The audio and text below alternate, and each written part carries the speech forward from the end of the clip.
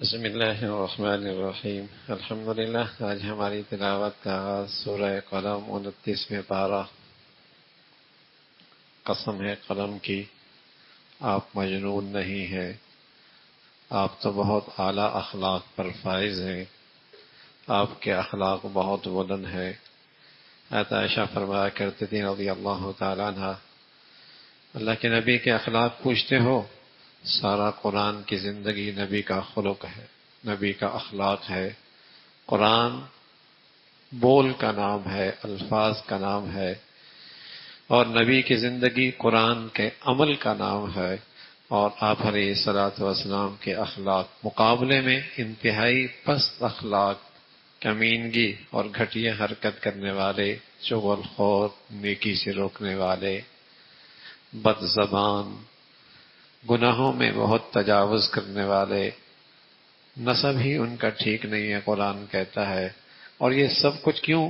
ان کے پاس مال بہت، اولاد بہت۔ ولید بن مغیرہ مشرکوں کا ایک سردار تھا، اس کی مذمت فرمائی۔ پھر یمن کے قریب ایک باغ تھا، اس باغ کا واقعہ بڑا سبق آموز، عبرتناک۔ باغ کا مالک بڑا خدا ترس اللہ والا، اپنی اس آمدنی سے بہت سارا مال اللہ کے لیے خرچ کرتا تھا، ضرورت مندوں پہ صرف کیا کرتا تھا۔ اولاد آئی، کچھ زیادہ ہی روشن خیال آئی اور زیادہ ہی کچھ اپنے آپ کو ابا سے سمجھدار سمجھنے لگی۔ اس نے کہا ہمارا ابا اپنے ہاتھوں میں کمائی دوسروں پہ خرچ کر دیتا ہے، ہم سب خود سمیٹ لیں گے، اس لیے کہ ہماری ضروریات، اخراجات بہت بڑھ گئے ہیں، ہم کیوں دوسروں پہ خرچ کریں؟ نیتیں غلط ہو گئیں، ارادے غلط ہو گئے، اللہ نے سارا باغ ملیا میٹ کر دیا۔ پتہ نہیں کون کس کی قسمت سے کھاتا ہے بھائی، کون قسمت کس کی قسمت سے کھاتا ہے، اور کس کو کس کے بدلے میں اور کیسے اللہ رب العزت دے رہا ہوتے ہیں۔ لیکن جب کوئی آدمی اپنی دولت سے دوسروں کو محروم کرتا ہے اور اکیلا خود ہی نفع اٹھاتا ہے تو کچھ زیادہ عرصے تک نفع نہیں اٹھا سکتا، پھر زیادہ دیر تک وہ نفع نہیں اٹھا سکتا۔ اس کا تذکرہ فرمایا۔ پھر کل قیامت میں بے نمازیوں کی عبرت اور ان کے لیے حسرت کہ کمر جھکانا چاہیں گے نہیں جھک سکتی، ان کا کمر تختہ بن جائے گی سیدھی۔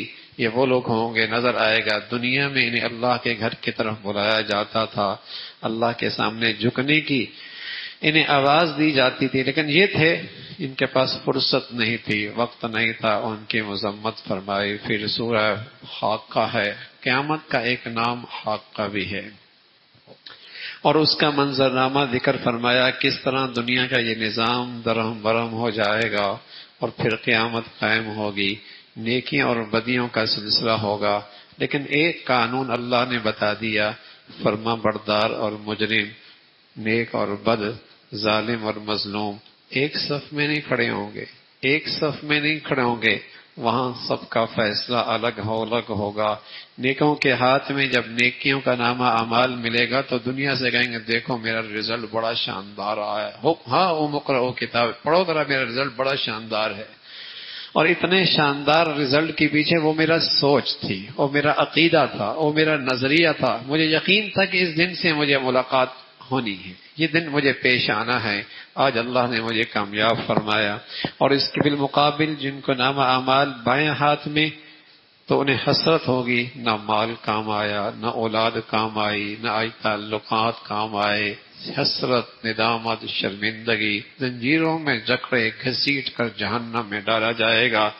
یہ وہی لوگ ہیں جو مرنے کے بعد کی زندگی پہ اعتماد اور یقین نہیں رکھتے تھے اور اپنے مال و دولت سے اکیلا ہی نفع اٹھاتے تھے، ضرورت مندوں کی مدد نہیں کرتے تھے۔ ان کے لیے غذا اور وہاں پینا پیپ ہوگی اور خون ہوگا جہنمیوں کے زخموں کا، اس کا تذکرہ فرمایا۔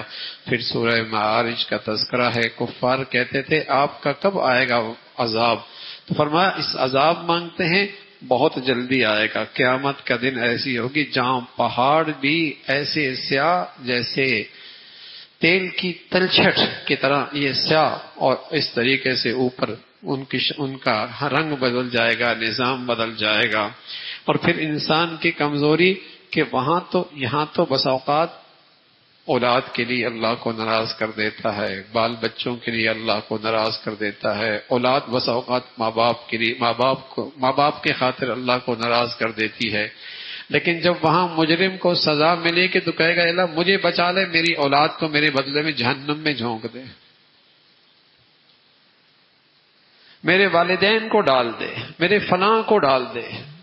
اللہ کہتا ہے نہیں، مجرم کو صرف سزا ملے گی۔ آج تو اسی کو سزا پانی ہے جس نے جرم کیا ہے، جس نے نافرمانی کی ہے، اسی کا تذکرہ ہے، اس کا ذکر فرمایا۔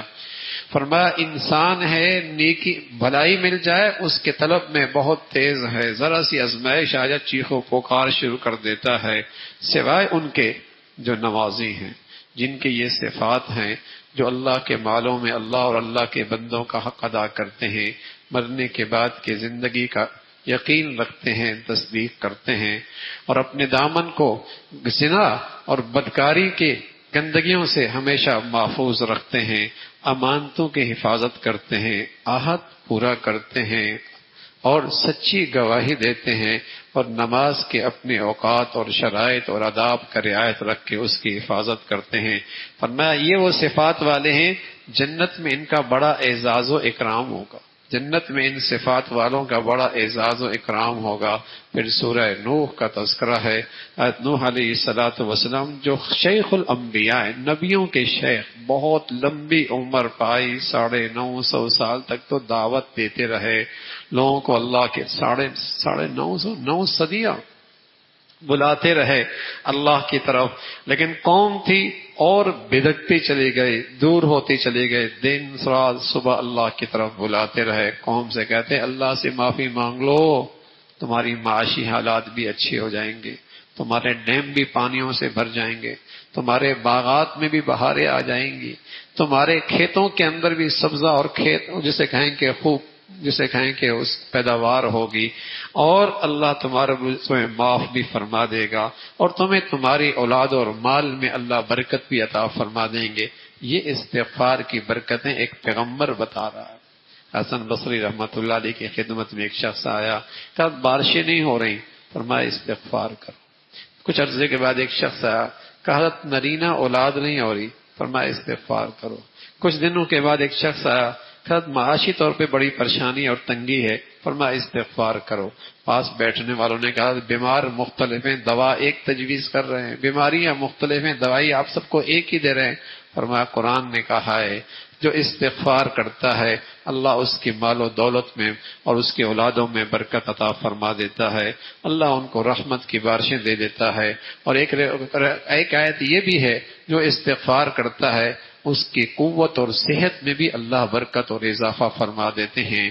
اور نبی علیہ الصلوۃ والسلام نے بھی فرمایا کہ جو آدمی کثرت سے اللہ سے معافیاں مانگتا ہے، اس دنیا میں اللہ اسے 3 انعام دیتا ہے، ہر تنگی سے راستہ نکال دیتا ہے، ہر پریشانی ختم فرما دیتے ہیں، ہر غم ختم ہو جاتا ہے، اور اس کی ضروریات وہاں سے پوری ہوتی ہیں کہ اس کے وہم و گمان کے اندر بھی نہیں۔ لیکن مسلمان سچی توبہ بھی نہیں کرتا نا، کہتا ہے کچھ گناہ تو کرنے ہی پڑیں گے نا، اگر سب کچھ چھوڑیں گے تو کاروبار کیسے ہوگا، زندگی کیسے گزرے گی، اسٹیٹس کیسے باقی رہے گا، کچھ تو چھوڑنے ہی پڑیں گے۔ تو جب سچی توبہ نہیں کرتا اور سچی معافی نہیں مانگتا تو معافی کی برکات سے بھی محروم رہتا ہے۔ پھر اللہ رب العزت نے سورہ نوح کا تذکرہ فرمایا، جب قوم نہ مانی اور اپنے بتوں کی پرستش کرنے لگی، یاغوث کی یعوق کی بتوں کے نام ہیں جو بڑے بزرگ ہوا کرتے تھے، انہوں نے ان کے مورتیاں بنا رکھی تھی، انہی کے سامنے نظر و نیاز دیا کرتے تھے، ان کے سامنے حاجتیں مانگا کرتے تھے، ان کے سامنے سجدے کیا کرتے تھے۔ تو اللہ کے نبی حضرت نوح علیہ الصلوۃ والسلام نے فرمایا اللہ اب ان سے کوئی امید نہیں ہے، ان کی تو صفائی فرما دے اور زمین کو ان کی گندگی سے پاک کر دے۔ حضرت نوح کی یہ دعا ہوئی کہ ساری قوم طوفان سے غرق ہو گئی، سوائے وہ چند 80-83 آدمی کی تعداد تھی جو آپ کی کشتی پہ سوار ہوئی، محفوظ ہو گئی، باری ساری قوم طوفان نوح سے غرق ہو گئی۔ پھر سورہ جن کا تذکرہ ہے، اللہ کے مخلوق جنات بھی ہے۔ رسول اللہ صلی اللہ علیہ وسلم ایک سفر میں تھے، قرآن سنتے ہیں، قرآن سن کر ایمان لے آئے اور اپنے قوم کے پاس اس پیغام کو پہنچاتے ہیں، اس کا تذکرہ فرمایا۔ پھر اللہ کے گھر کی عظمت کا تذکرہ ہے، مساجد اللہ کے گھر ہیں، اور ان کا حق ہے کہ یہاں صرف اللہ کے تذکرے ہوں، یہاں صرف اللہ کے تذکرے ہوں۔ پیغمبر آپ بھی کہہ دیں نفع نقصان کا مالک تو اللہ ہے، اس کا علم بھی اللہ، ہر چیز کا علم بھی اللہ کے پاس ہے۔ پھر آپ علیہ الصلوۃ والسلام کو محبت بھرے انداز میں اللہ نے پکارا۔ ایک کملی اوڑھنے والے، آپ لیٹی ہوئی تھے، چادر اوپر کی ہوئی تھی، تو قرآن کی آیتیں اتری، یا ایھا المزمل، اے چادر لیے ہوئے، قم اللیل، رات کی عبادت کر، جس میں آپ کی زندگی کے مختلف گوشوں کا ذکر ہے۔ آپ رات کا قیام، اللہ کی فرما برداری، قرآن کی تلاوت، تہجد میں اٹھنا، جہاد کرنا، مجاہدے اٹھانا، یہ سب اس صورت کے اندر تذکرے ہیں۔ اور پھر اللہ نے اہل ایمان کے لیے تخفیف اور آسانی فرما دی۔ ساری رات تہجد اللہ کے نبی تو پڑھ لیا کرتے تھے، بس اوقات آدھی رات کھڑے ہوتے تھے، امت کے لیے آسانی فرما دی۔ نہ رات ساری ضروری ہے، نہ رات آدھی ضروری ہے، نہ رات کا تہائی حصہ ضروری ہے۔ کچھ گھڑیاں بھی اگر رات کے تم کچھ حصے میں کھڑے ہو جاؤ گے تو یہ تمہاری دینی زندگی کی ترقی کا بہت بڑا ذریعہ ہے، اس میں تمہاری روحانیت میں بہت اضافہ ہوگا، اس کا تذکرہ فرمایا۔ پھر سورہ مدثر ہے، اس میں بھی اللہ کے نبی صلی اللہ علیہ وسلم کو اللہ کا پیغام عام کرنے کی تلقین ہے، پیغام ہے۔ بڑا سرکش تھا ولید بن مغیرہ، اس کے پاس دولت تھی، مال تھا، لیکن نافرمانی بھی انتہا درجے کی تھی، اور انتہا درجے کا آپ کا دشمن تھا، آپ کو سحر کہتا، جادو کہتا۔ تو فرمایا جب جہنم میں جائیں گے تو جہنم کے دروغوں کے دلوں میں ان کے لیے کوئی نرمی نہیں ہے، کوئی نرمی نہیں ہوگی، اور انہیں جہنم میں جھونک دیا جائے گا، اور سب اس لیے ہوگا کہ نماز نہیں پڑھتے تھے، مرنے کے بعد کی زندگی میں یقین نہیں تھا، ضرورت مندوں کو کھانا نہیں کھلایا کرتے تھے، بے دینوں کے ساتھ بیٹھ کر یہ بھی بے دینی کی باتیں کیا کرتے تھے۔ یہ جہنمیوں کی علامات ہیں، اور یہ جہنمیوں کے کام ہیں، یہ جہنمیوں کے کام ہیں۔ اللہ محفوظ فرمائے۔ سورہ قیامہ کا تذکرہ ہے۔ سورہ قیامہ، اللہ کی قدرت، قیامت آنے والی ہے، اور اس کی قدرت دیکھو نا، اس ذات نے تو پورے پیدا فرمائے، پورے دنیا دستخطوں پہ آئی، نئے نئے انداز آئی، پھر اسی پہ آئی، انگوٹھا لگا دو۔ سبحان اللہ، اس چھوٹے سے حصے میں اللہ نے کیا اپنی قدرت دکھائی ہے۔ کھربوں انسان ہیں، ہر شخص کا پورا دوسرے سے مختلف ہے، اس میں کتنی لکیریں مختلف ہو سکتی ہیں۔ سبحان اللہ، یہ اللہ کی قدرت کا شہکار ہے پورا۔ ہاں، فرمایا جو ذات یہ کر سکتی، اربوں انسان ہیں، ایک کا دوسرے سے نہیں ملتا۔ کیا اللہ کا نظام ہے۔ وہی ذات ہے جو انسانوں کو دوبارہ زندہ کرے گی۔ قرآن اترتا تھا، اور آپ علیہ الصلوۃ والسلام جبرائیل کے پڑھنے کے ساتھ جلدی کیا کرتے تھے، کوئی لفظ رہ نہ جائے۔ اللہ نے تسلی دی، آپ جلدی نہ کریں، کوئی چیز آپ سے نہیں بھولی جائے گی، آپ کو سب سینے میں محفوظ ہو جائے گا، اس کا تذکرہ فرمایا۔ پھر قیامت کا تذکرہ، دو گروہ فلاح پانے والے، بدبخت اور ناکام ہونے والے، اس کا تذکرہ فرمایا۔ انسان کو یوں ہی نہیں پیدا کیا بیکار، کہ بیکار زندگی ہے، با مقصد زندگی، با مقصد کام کے لیے پیدا فرمایا، اس کا تذکرہ ہے۔ پھر سورہ دہر ہے، اللہ نے انسان کو پیدا کیا، راستہ ہدایت کا دے دیا، لیکن اختیار ہے، نیکی کا راستہ، شکر کا راستہ، بدی کا راستہ، ناشکری کا راستہ، کون سا راستہ اختیار کرو گے، اس کے مطابق انعام اور سزا ہے، اس کا بھی اللہ نے ایران کا تذکرہ فرما دیا۔ نافرمانوں کی سزا کا تذکرہ اور جنتیوں کا تذکرہ، کس انداز سے جنتوں میں ان کے لیے مشروبات ہوں گے، مسیحیاں ہوں گی، وہاں کے انعامات ہوں گے، اور وہاں معصوم موتیوں جیسے بچے ان کے لیے مشروبات لے کے آ رہے ہوں گے، اس کا تذکرہ فرمایا۔ اور کچھ مہمان خصوصی بھی ہوں گے اللہ کے۔ آپ کے گھر میں کچھ مہمان آتے ہیں نا، تو بعض تو وہ ہیں چوکیدار پانی پلا دیتا ہے، بعض وہ ہوتے ہیں آپ کے بیٹے اس کو پانی پلاتے ہیں، اور بعض ایسے بھی ہوتے ہیں آپ کھڑے ہو کر خود پانی پلا رہے ہوتے ہیں، خود پلا رہے ہوتے ہیں۔ اللہ کہہ رہا وَسَقَاهُمْ رَبُّهُمْ شَرَابًا طَهُورًا، کچھ اللہ کے جنت میں مہمان ایسے ہوں گے جن کو اللہ خود پلا رہے ہوں گے۔ سبحان اللہ، اس کا اپنا مزہ ہے۔ ہاں، محبوب کی محبت مل جائے نا، محبوب کی محبت مل جائے، اور پتہ چلے کہ یہ روٹی محبوب نے بنائی ہے، اور یہ کھانا محبوب نے بنایا ہے، اور یہ چیز محبوب نے میرے لیے تیاری کی ہے، تو صرف اس کے تصور سے بھی مزہ آتا ہے، صرف اس کے تصور سے بھی مزہ آتا ہے۔ اور جسے اللہ کی محبت نصیب ہو جائے، اور پھر اس آیت میں بھی اپنا مزہ ہے، وَسَقَاهُمْ رَبُّهُمْ شَرَابًا طَهُورًا، جنہیں محبوب حقیقی خود پلائیں گے، خود پلائیں گے۔ فرمایا یہ ساری دنیا کی اس محنت کا نتیجہ ہے، آج اللہ کریم اس کی قدردانی فرما رہے ہیں. تم ہو دنیا کو تم نے سب کوئی سمجھ رکھا اور حقیقی زندگی بھول بیٹھے. قرآن تو نصیحت کی چیز ہے، کون ہے اس سے نصیحت حاصل کرے، اس کا تذکرہ. پھر سورہ مرسلات ہیں. کئی ساری قسمیں کھانے کے بعد قیامت کا دن، فیصلے کا دن، انصاف کا دن، جہاں ہر چیز بولے گی، سارا نظام درم برم ہو جائے گا. جنتیوں کے لیے، متقیوں کے لیے جنت کی نعمتیں. کیسے تم اس دن کو جھٹلاتے ہو؟ بڑی بربادی ہے قیامت کو جھٹلانے والوں کے لیے. اس کا تذکرہ فرمایا. پھر سورہ نبا ہے، قیامت کا تذکرہ. اس سے پہلے اللہ کی قدرت، آسمان کو دیکھو، زمین کو دیکھو، بادلوں کو دیکھو، کیسے پانی اٹھائے پھر رہے ہوتے ہیں، پھر برستا ہے، کیسے پھر گھنے باغات اگتے ہیں. وہ ذات قیامت کو بھی قائم کرے گی. متقی لوگوں کے لیے جنت کے تذکرے ہیں، جہاں اللہ کے بارگاہ میں کسی کو بولنے کی اجازت نہیں ہوگی، سب خاموش. جنہیں اللہ اجازت دیں گے صرف وہی بات کر سکیں گے. اور کافر کہے گا کاش اس ذلت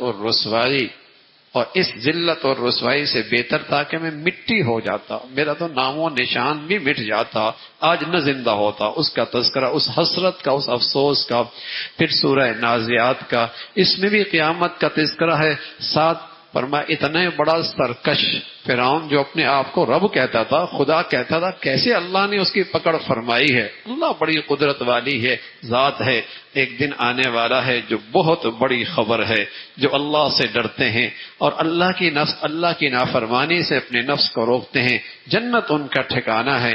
پوچھتے ہیں قیامت کب آئے گی؟ فرمایا قیامت کا صحیح علم اللہ کے پاس ہے، لیکن دن کو آئے، شام کو آئے، کسی وقت بھی آ سکتی ہے. اس کا تذکرہ فرمایا. پھر سورہ عبس وتولی، ایک نبینا صحابی عبداللہ ابن مکتوم حضور علیہ الصلوۃ والسلام کے مجلس میں آئے اور آپ سرداران قریش کے سرداروں کو اکیلے بیٹھ کر نصیحت کر رہے تھے. اور اس خیال تھا یہ کبھی کبھی ہاتھ آتے ہیں تو آپ نے اس آنے والے نبینے صحابی کا، اور اسے بھی اندازہ نہیں تھا کہ آپ کسی خاص مجلس میں بیٹھے ہیں، آپ نے توجہ نہیں دی. تو اللہ رب العزت نے پیار کے انداز میں اپنے حبیب سے کہا یہ طلب والا ہے اور یہ چاہت والا ہے، جو آپ کے پاس بیٹھے یہ بے طلبے ہیں. جو طلب والا ہے اس کا حق پیدا ہے. اس کا تذکرہ فرمایا کہ دین میں جو بھی طلب لے کے آئے گا اس کا حق زیادہ ہے اور اس کا اللہ کے ہاں قدر زیادہ ہے. اس کا تذکرہ فرمایا. پھر قیامت کا دن ہے جہاں کوئی کسی کے کام نہیں آئے گا، ہر شخص دوسرے سے فرار اختیار کرے گا، یہاں تک کہ بیٹا باپ سے، باپ بیٹے سے، بیوی شوہر سے، سب اپنی اپنی، ہر ایک اپنی اپنی مصیبت میں گرفتار ہوں گے. ایمان والے باپ بیٹے کو کام آئے گا، بیٹا باپ کو کام آئے گا، بلکہ دوست کو بھی کام آئے گا. اگر نیکی کی بنیاد پر دوستی ہوئی وہ تو کام آئے گی، لیکن گناہوں کی زندگی کی نحوست ایسی ہو کوئی کسی کا نہیں ہوگا اور ان کے چہروں پہ سیاہی چھائی ہوگی. یہ وہ لوگ ہوں گے جو اللہ کی نافرمانی کرتے تھے. پھر قیامت کا ساری آیتوں میں، تقریباً صورتوں میں آخرت کا تذکرہ ہے اور کس طرح دنیا کا یہ نظام درہم برہم ہو جائے گا، آسمان ٹوٹ پھوٹ جائے گا، سورج چاند بے نور ہو جائیں گے، جنگلی درندے شہروں کا رخ کریں گے، قیامت قائم ہو جائے گی. اور پھر فرمایا مردہ بچی سے پوچھا جائے گا، مردی بردی کے بچی کے بارے میں پوچھا جائے گا تجھے زندہ درگور کس نے کیا، تجھے کیوں زندہ درگور کیا گیا. وہ پوچھے گی مجھے زندہ کیوں مار دیا گیا. یہ مشرکین مکہ کے ہاں تھا، قریشی اپنی بچیوں کو زندہ درگور کر دیا کرتے تھے. لیکن آج جدید دنیا کی جہالت میں جب یہ پتہ چل جاتا ہے کہ بچی ہے تو حمل ضائع کرا دیا جاتا ہے، بچوں کو اندر ہی مار دیا جاتا ہے. اللہ معاف فرمائے. یہ بھی ایک قتل ہے. 3 ساڑھے 3 4 مہینے کے بعد بچوں کو حمل ضائع کر دینا یہ بھی ایک قتل ہے. روح آ گئی اور پھر قتل کیا تو قتل. جو مشورہ دیتا ہے وہ بھی قاتل، اور جو مارتا ہے، جو ضائع کرواتی ہے وہ بھی قاتل، اور جو اس رائے میں ساتھ دیتا ہے وہ بھی قتل میں شریک ہوتی ہے. اس کے بارے میں سوال. پھر قرآن کی عظمت کا تذکرہ ہے. امین فرشتہ جبرائیل امین قرآن لے کے آنے والے ہیں. پھر اذا السماء انفطرت واذا الکواکب انتثرت، قیامت کا منظرنامہ. ارے انسان اس ذات سے کیوں غافل ہو گیا جس نے تیری اتنی شاندار تخلیق فرمائی ہے اور اتنی اچھی تیری تصویر بنائی ہے. اگر آنکھیں تیری پیچھے کی طرف ہوتی اور ناک کہیں اور ہوتا تو بتائیے اللہ معاف فرمائے کوئی اس حال میں بچہ دنیا میں آ جائے تو کیسا لگتا ہے، کس قدر تکلیف دے اس کی زندگی ہوگی، لیکن اللہ نے ہر چیز ایسی بنائی ہے کہ اس سے اچھی ہو نہیں سکتی۔ لقمہ اٹھاتا ہے، سونگ بھی لیتا ہے، دیکھ بھی لیتا ہے، منہ میں بھی ڈال لیتا ہے۔ ایسا اللہ رب العزت نے نظم بنایا ہے۔ انسان پھر اس ذات سے تجھے کس نے غافل کر دیا؟ ایک دن آنے والا ہے، اگر اس غفلت میں زندگی گزاری تو نافرمانوں کا سلوک پھر دیکھے گا، اور جہنم اس کا ٹھکانہ ہوگا، اور جس دن صرف اللہ کا فیصلہ چلے گا، اور اللہ کے سوا وہاں اور کسی کا فیصلہ نہیں ہے، حکم اسی کا چلے گا۔ اللہ عمل کی توفیق نصیب فرما دے۔